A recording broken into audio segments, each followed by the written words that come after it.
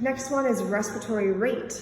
So you can actually, decide how many breaths this patient is going to take in a minute.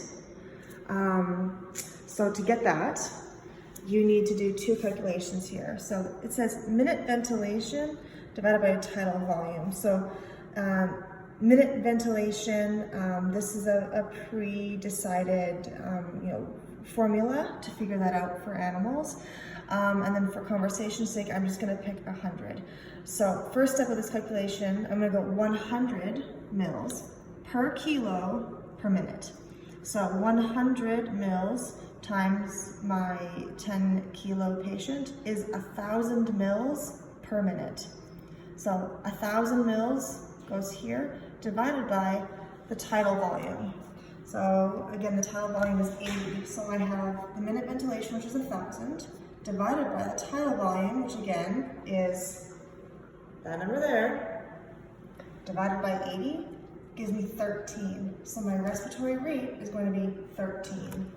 So I will go here, press this gray button, and change this to 13, and then remember, click that in, and then it will set it.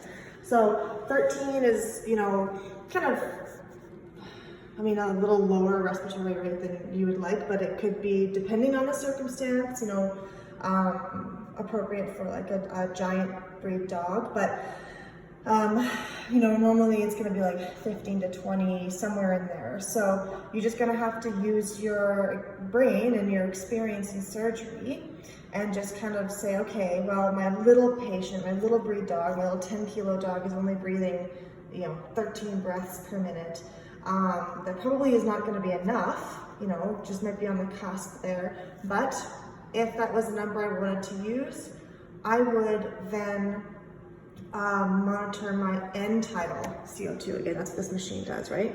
So I have this off because it's just annoying to make noise sounds, but I would monitor my end tidal CO2. And if 13 breaths is enough, then I would keep it there.